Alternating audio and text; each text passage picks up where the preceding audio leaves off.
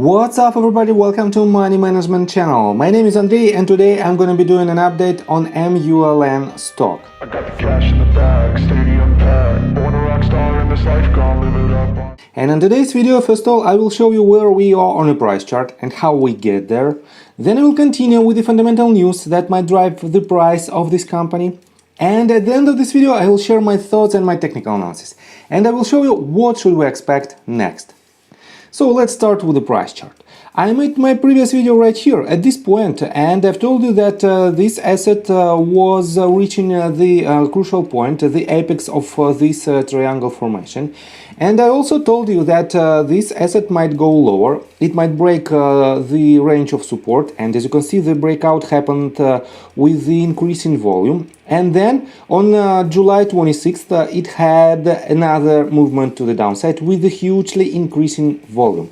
And this movement to the downside was made because of the dilution, because of the shareholder meeting that approved basically the dilution of existing shareholders. And that's why this asset lost a huge amount of its value. And since I made my previous video, this asset is quite bearish. It lost again about 24% of its value to the current price. And definitely I'm still bearish on this asset, and in my fundamental analysis I will show you why you should avoid this asset in any cases. So, and let's continue with the news. Since I made my previous video, they published several news, and I have to say none of them are quite good fundamentally. That might basically drive for the price of this asset higher. They hired new vice president of design, and they added an additional Detroit EV technology team. But all in all, we have to rely only on the numbers, and the numbers are following. They posted, let me show you this news, wait a second, this one.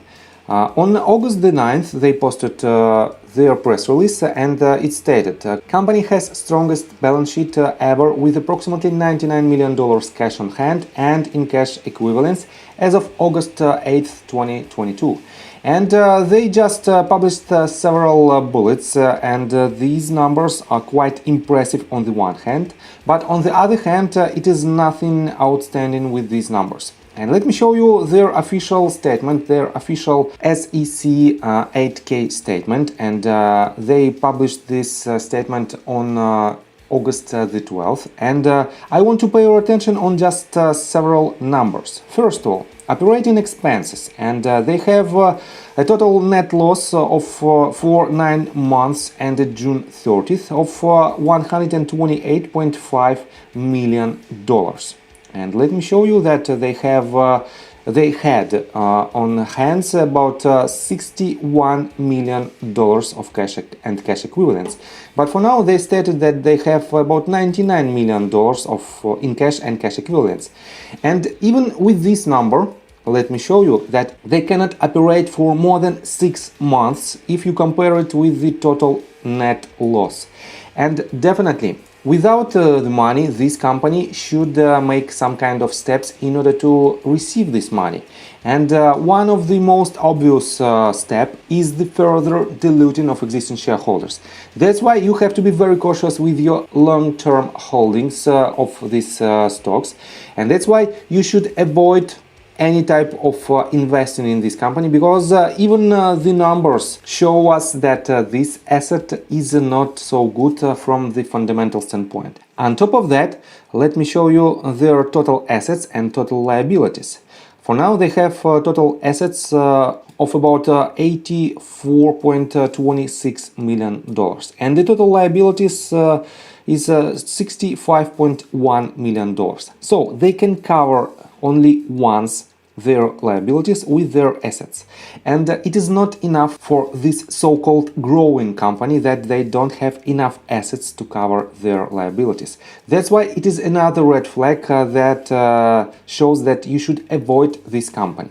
On top of that, let me show you that on August the 2nd they announced that on August the 4th David Michery should visit Benzinga YouTube channel. And right here you can see this video, this interview, and I watched this video from the very beginning till the very end. And I have to say, David Michery didn't tell anything about their upcoming plans. He didn't disclose any information about Fortune 500 partnership. And he stated that he cannot do so because of the non-disclosure agreement. On top of that, he again stated that he is working on some kind of major announcement that will literally turn the entire EV market upside down. And he didn't disclose any information about that. It is another just one statement, basically bold and misleading statement that might happen or that might not happen. And that's why you have to be very cautious, because all in all, I can see only red flags directly related to this asset. So, and let's continue with the technical analysis, but before we dive deep right here, please subscribe to my channel, hit notification bell and hit the like button. This helps me a lot. So guys, I have to say that this asset is still very bearish, and a lot of my viewers consistently telling me that I don't know nothing about this company and I'm a short seller of this company. And I have to say that I don't have any position with Mullen at all. I don't have a long position and I don't have a short position either. I just want to pay your attention on this price action. And depending on your entry point, and I have to say that a lot of people who write in my comment section, they added their position in a much higher levels than the current price. That's why they are still in red, they are deeply in red, and definitely it is one of the reasons why they are so angry and why they don't want to hear bad news related to this company.